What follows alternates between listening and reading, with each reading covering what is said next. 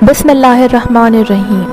दोस्तों, दुनिया में मौजूद तकरीबन तमाम ही मज़ाहिब और साइंसदान इस बात पर मुत्तफ़िक़ हैं कि इंसान सय्यारा ज़मीन पर बसने वाली कोई पहली मखलूक नहीं है, बल्कि इससे क़बल पूरी दुनिया में अलग अलग साख्त रखने वाली बहुत सी मखलूक़ात मौजूद थीं, जिन्होंने कई हज़ार सालों तक इस कुर्रा अर्ज़ को अपना मस्कन बनाए रखा और उनकी हज़ारों नस्लें यहाँ फलती फूलती रहीं।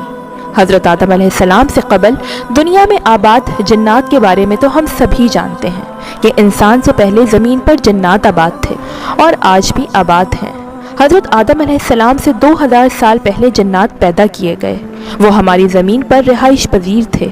आहिस्ता आहिस्ता वो फ़स्क़ व फ़ुजूर में मुब्तला हो गए। जब वो फितना व फसाद में हद से ज़्यादा बढ़ गए, नाहक खून बहाने लगे, तो अल्लाह ताला ने उनकी तरफ फ़रिश्तों का अजीम लश्कर भेजा।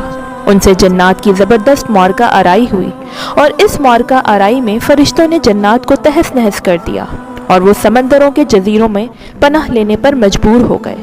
ज़मीन के हर बर्रे आज़म से इन्हें जला वतन कर दिया गया और आज तक उनका मस्कन यही जजीरे और अजीम मराकिज़ हैं। ये वाक़या हज़रत आदम अलैहिस्सलाम की तख्लीक से पहले हो चुका है। अहादीस मुबारका में है कि इब्लीस मलून का एक तख्त है और वो तमाम जन्नात का सरदार और हुक्मरान है। उसका शाही तख्त पानी पर है, अगरचा उसकी मुतय्यन जगह हमें मालूम नहीं। दोस्तों, हमारा आज का मौज़ूए गुफ्तगू जन्नात नहीं है, बल्कि आज हम बात करेंगे कि इंसान से पहले ज़मीन पर कौन सी खौफनाक मखलूक आबाद थी, उसका नाम क्या था और आज वो मखलूक कहाँ है, और ये भी कि जब अल्लाह ने इंसान को पैदा करना चाहा तो उस पर फरिश्तों को ताज्जुब क्यों हुआ। आज की इस वीडियो में हम ये सब जानेंगे। दोस्तों, इब्न कसीर अपनी किताब में लिखते हैं कि जन्नात को आदम अलैहिस्सलाम से पहले पैदा किया गया। जन्नात से पहले ज़मीन पर हन और बिन नामी मखलूक आबाद थे, अगरचा कुरान मजीद में ये बात सराहियत के साथ नहीं मिलती।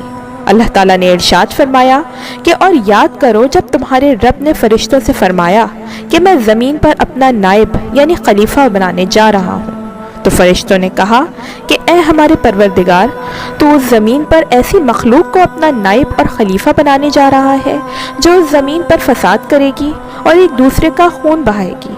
फरिश्तों ने यह बात इसलिए कही कि वो इससे पहले हन और बिन नामी मखलूक को देख चुके थे, क्योंकि उन्होंने उस ज़मीन पर फसाद बर्पा किया था और एक दूसरे को कत्ल किया था।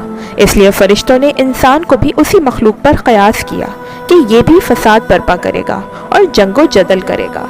दोस्तों, एक सहाबी ने हुज़ूर सल्लल्लाहु अलैहि वसल्लम से सवाल किया कि ए अल्लाह के रसूल सल्लल्लाहु अलैहि वसल्लम, ज़मीन और आसमान को पैदा करने से पहले हमारा परवरदिगार कहाँ था?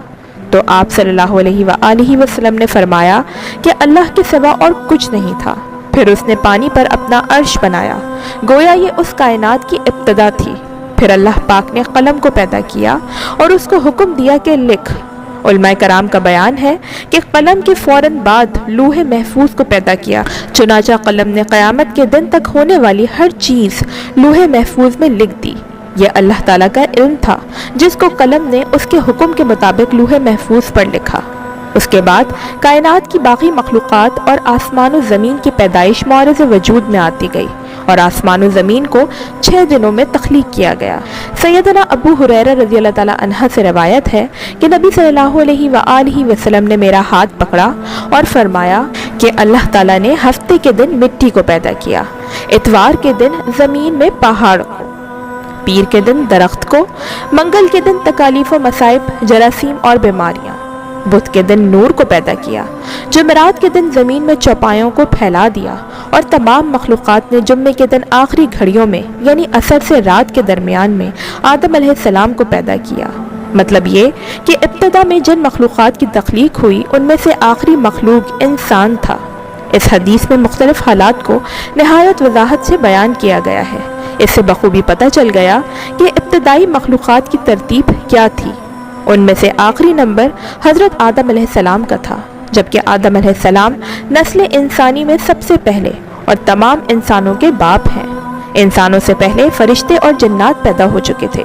साहिब अक़ल मखलूक़ात में सबसे पहला नंबर फरिश्तों का, दूसरा नंबर जिनों का और आखिरी नंबर इंसानों का है। फरिश्तों का असल ठिकाना आसमान है। सैयदना आयशा रज़ियल्लाहु ताला अन्हा से रिवायत है कि नबी सल्लल्लाहु अलैहि वसल्लम ने फरमाया कि फरिश्तों को नूर से और जिनों को आग से पैदा किया गया और आदम को मिट्टी से। फरिश्तों की तख्लीक के बाद जिनों को पैदा किया गया। जिनों को भी इंसानों से पहले पैदा किया गया था, जैसा कि अल्लाह ताला ने सूरह हुज्र आयत नंबर 27 में फरमाया कि इससे पहले जन्नात को हमने लूह वाली आग से पैदा किया। जन्नात के बारे में बहुत ज़्यादा आयात और अहादीस मौजूद हैं। अल्लाह ताला ने फरमाया कि जन्नात को आग के शोले से पैदा किया गया, यानी जिनों को आग की जड़ से नहीं बल्कि आग के शोलों के किनारे से पैदा किया गया है। इब्लीस जिनों में से था, मतलब ये कि वो फरिश्तों में से नहीं था, और वो पलक झपकने के बराबर भी फरिश्तों की जिन्स में दाखिल नहीं हुआ और ना ही वो कभी फरिश्तों में शुमार हुआ है।